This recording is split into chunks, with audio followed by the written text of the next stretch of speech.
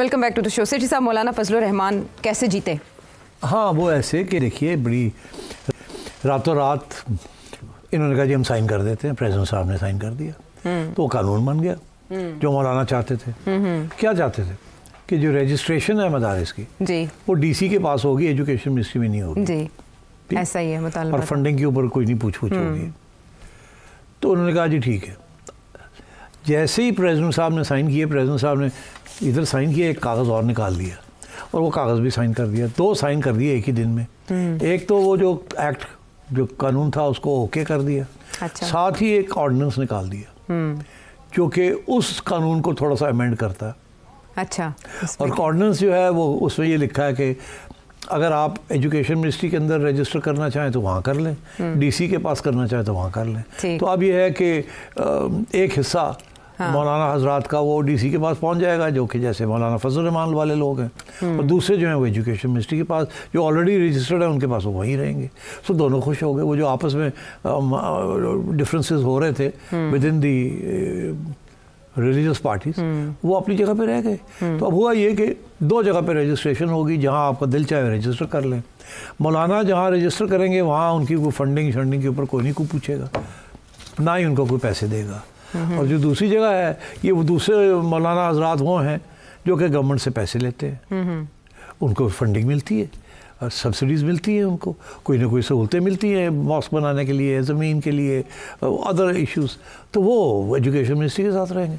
All's well that ends well। इतना बड़ा मुअम्मा और इतनी आसानी से हल कर लिया, इसमें इतनी देर क्यों की? तो ऐसे ही होता है ना, जब कॉम्प्रोमाइज़ होती है तो आपकी बात भी मानी जाती है और मेरी बात भी मानी जाती है। अच्छा। तो मौलाना की बात मान ली, कुगी मारती, लो जी थोड़ा एक्ट हो गया जी, खुश हो मौलाना साहब, खुश हो।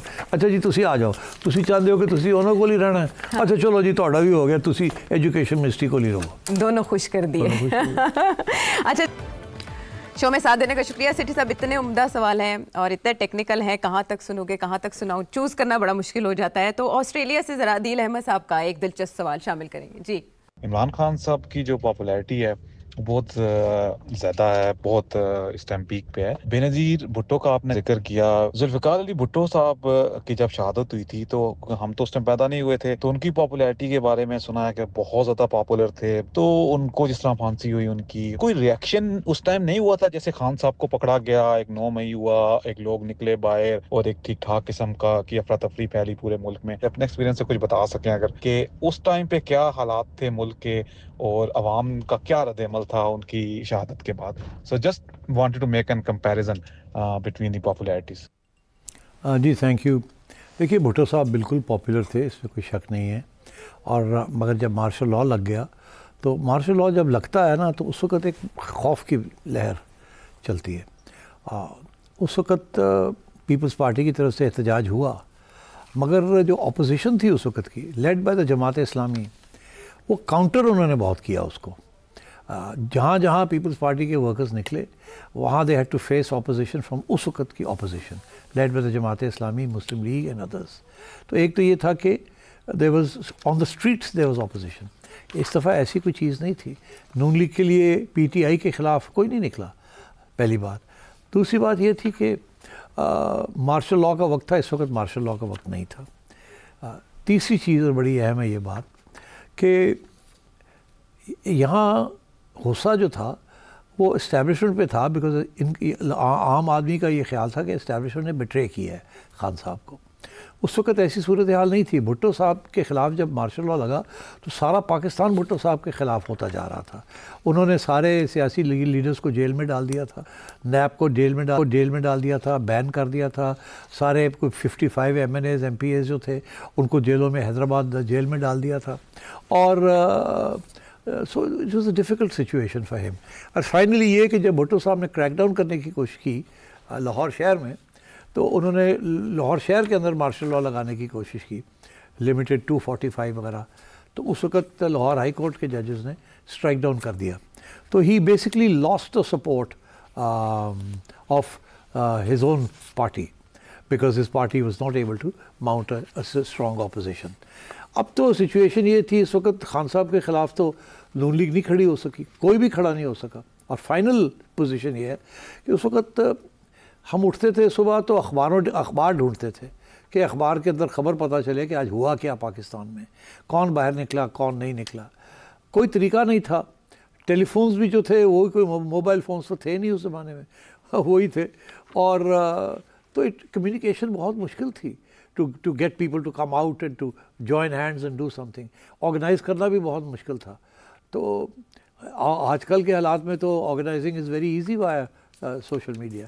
تو میرا خیال ہے اس قسم کی وجہ تھی کہ اس دفعہ لوگوں کو اکٹھا کر لیا گیا، احتجاج تکڑا ہوا، کیونکہ ایک پوری محاذ اور ماحول بن چکا تھا جس جو کہ عمران خان نے ایکسپلائٹ کیا. اور اس وقت بھٹو صاحب کے لیے ایسا ماحول کی پیدائش ہی نہیں تھی. کچھ نہ کوئی سوشل میڈیا تھا، نہ کوئی سوشل میڈیا ٹیم تھی، نہ کوئی اپنی پارٹی تھی جو لڑ سکتی تھی. اور اس وقت کی جو جماعت اسلامی تھی، جو کہ پی این اے کا جو movement, Jamaat Islami was a very militant force. سارے اسٹوڈنٹ آرگنائزیشنز یونیورسٹیز کے اندر جماعت کے کنٹرول میں تھی. And they had very militant cadres. اور وہ جو سارا موومنٹ تھا it was led by the Jamaat Islami. تو میں یہ سمجھتا آج وہ سچویشن نہیں ہے. آج اگر جماعت اسلامی، مولانا فضل، یہ سب اپنے کارکنوں کو لے آتے، نون لیگ والے باہر آ جاتے، جہاں جہاں یہ ڈیمونسٹریٹ کر رہے تھے وہاں وہ بھی ڈیمونسٹریٹ کرتے، تو شاید یہ اس یہاں تک اس نوبت نہ آتی کہ یہ لوگ اٹھ کے اور لانگ مارچز کرنی شروع کر دیتے. تو I think they were these differences. ٹھیک ہے. اب اگلا سوال فضل ہادی صاحب کا شانگلہ سے. جیسا کہ پچھلی پروگرام میں سٹی صاحب نے یہ پیشن گوئی کی تھی کہ اسرائیل کا جو نیکسٹ ٹارگٹ ہے وہ ایران کی نیوکلیئر ویپنز ہے، اور پھر اس کے بعد پاکستان کی بھی باری ہے. اب سوال یہ بنتا ہے کہ اگر خدا نخواستہ پاکستان اور اسرائیل کے درمیان جنگ چڑھ جاتی ہے تو ایسی صورت میں تو World Bank, I M F اور امریکہ یہ سارے تو اسرائیل کی کنٹرول میں، تو پھر پاکستان کو تو وہاں سے لون بھی نہیں ملے گا، اور امریکہ کی طرف سے آج جو ملٹری ایڈ ہمیں ملتی ہے وہ بھی بند کر دی جائے گی. تو ایسی صورت میں پھر پاکستان کی معاشی حالت کیسی ہوگی؟ کیا رشیا اور چائنا ہمیں لون دیں گے یا نہیں؟ رشیا اور چائنا کی کیا پالیسی ہوگی؟ کیا وہ اس جنگ کا حصہ بنیں گے؟ وہ ہمارا ساتھ دیں گے وہ یا نہیں؟ جی بھائی صاحب، ایسے ہے کہ پاکستان اور اسرائیل کی جنگ نہیں ہوگی، نہیں ہو سکتی ہے. اس کی وجہ یہ ہے کہ ایک وہ ادھر ہے اور ایک ادھر ہے، اور آپس براہ راست ان کا کوئی تعلق بھی نہیں ہے. یاد ہوتا نا کہ یہ اسرائیل انڈیا کی جگہ پہ ہوتا اور ہمارے اوپر حملہ کرتا. تو ایسی کوئی چیز نہیں ہے. نہ ہی یہ توقع کریں کہ اسرائیل سے کوئی جہاز اڑ کے آئیں گے اور آپ کے نیوکلیئر انسٹالیشنز کو اٹیک کریں گے. ایسی صورتحال نہیں ہونی. جب میں کہتا ہوں کہ اسرائیل ٹارگٹ کرے گا پاکستان کو، تو میرا مطلب یہ ہے کہ Israel and America and the western powers target آپ کے نیوکلیئر پروگرام کو کریں گے، آپ کے ملک کو نہیں کریں گے. وہ صرف یہ چاہتے ہیں، اور میں نے بہت دفعہ یہ کہا ہے کہ وہ نہیں چاہتے کہ کسی مسلمان ممالک کے پاس نیوکلیئر ویپنز ہوں. اور وہ دو قسم کے طریقے سے آپ کے اوپر دباؤ ڈالیں گے اور پریشرائز کریں گے کہ آپ کا نیوکلیئر پروگرام جو ہے اس کے دانت نکال دیے جائیں. کیونکہ وہ آپ کے اٹیک تو کر نہیں سکتے، تو دانت ہی نکالنے ہیں آپ کے. تو وہ کیسے دانت نکالنے ہیں؟ تو اس کے لیے ان کا جو فارمولہ ہے، جو 90 کی دہائی میں جیسے سوویت یونین ٹوٹا اور سوویت فورسز جو تھی افغانستان سے چلی گئیں، تو اس سے بعد وہ ان کا انٹرسٹ پاکستان میں بالکل گر گیا تھا. اور اس وقت انہوں نے پاکستان کے اوپر پہلی دفعہ نیوکلیئر پروگرام کے اوپر دباؤ ڈالنا شروع کیا. ان کے ایک ایمبیسڈر تھے، بارتھولومیو صاحب ان کا نام تھا. وہ 2 دفعہ پاکستان میں آئے، 92 میں بھی اور میرا خیال 94 میں بھی. اور اس وقت آ کے انہوں نے یہ کہا، اور اس وقت کے جو امریکن ایمبیسڈر تھے پاکستان میں، وہ جو تھے انہوں نے بھی یہ، جب وہ جا رہے تھے واپس سپٹمبر 1989 میں، تو وہ جانے سے پہلے یہ کہہ کے گئے کہ اب پاکستان کی ہمیں ضرورت نہیں ہے، اور اب آپ مہربانی کر کے اپنا نیوکلیئر پروگرام کا 3 فیز طریقے کے ساتھ اس کے دانت نکالنے پڑیں گے. ایک یہ کہ پہلے جو ہے آپ فردر ڈیولپمنٹ فسائل مٹیریل کی بند کر دیں، جسے کہتے تھے فریز یور پروگرام. جب آپ نے پروڈکشن آف فسائل مٹیریل بند کر دی، اس کا مطلب ہے جتنے آپ نے یورینیم بنا لیا تھا اس کے آگے آپ نہیں بڑھیں گے. سیکنڈ سٹیج یہ تھی کہ جب وہ ختم ہو جائے گا اور انسپیکشن شروع ہو جائیں گی کہ آپ نہیں کر رہے، تو پھر یہ ہوگا کہ جو آپ نے وار ہیڈز بنائے ہیں ان کے اوپر کیپ لگا دی جائے گی، میننگ کہ وہ استعمال نہیں کر پائیں گے، آپ کے پاس رہیں گے مگر ان کو ڈسارم کر دیا جائے گا. اور تیسری سٹیج ہوگی کہ وہ جو رہیں گے بھی، ڈسارم بھی ہوں گے، ان کو ختم کرنا پڑے گا.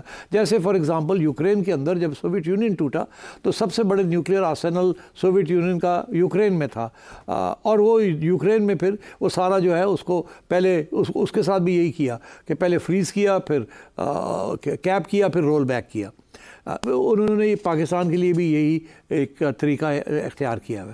تو میرا خیال ہے وہ جو آپ نے خود ہی بتا دیا کہ ان کے پاس کتنے لیوریجز ہیں کہ وہ آپ کے اوپر پریشر ڈال سکتے ہیں. ایک لیوریج آپ بھول گئے, آپ نے IMF, ورلڈ بینک, یہ ڈیٹس جو ہیں یہ سارے کچھ کیا, آپ بھول گئے کہ وہ ایک اور بھی طریقہ ہے جس کے ذریعے آپ کے اوپر وہ پریشر ڈالیں گے, اور وہ پریشر ٹیکٹکس آئیں گے آپ کو مسلم ممالک سے. ان ممالک سے آپ کے اوپر پریشر آئے گا کہ اب آپ چھوڑ دیں اسرائیل کی اپوزیشن کرنا, ہم بھی ڈپلومیٹک ریلیشنز کر رہے ہیں, آپ بھی کر لیں. باقی جب اور اگر آپ کریں گے تو پھر آپ کو اتنا خطرہ نہیں ہے. Once you have diplomatic relations with Israel تو پھر آپ کو اتنا خطرہ نہیں ہے آپ کے نیوکلیئر پروگرام کو, پھر ہم ادھر نہیں جائیں گے. تو میرا خیال ہے it is a question of leveraging and pressures, اس کے ذریعے آپ کو ٹائٹ کیا جائے گا. اور اگر آپ ریزسٹ کریں گے تو پھر ظاہر ہے دین دے ول بیکم ناسٹی. چائنا اور رشیا کیا کریں گے؟ چائنا اور رشیا کچھ بھی نہیں کر سکتے. وہ آپ کی ساری تجارت جو ہے اور لنک جو ہے آپ کی اکانومی کی از ود دا ویسٹ. تو چائنا تو آپ کے تو صرف قرضے لیتے ہیں اور آپ کا کوئی خاص لینا دینا نہیں. آپ امپورٹ کرتے ہیں, ایکسپورٹ بہت کچھ بھی نہیں کرتے چائنا کو آپ, اور رشیا کے ساتھ تو تجارت ہے ہی نہیں. So they won't be able to do much. چلیں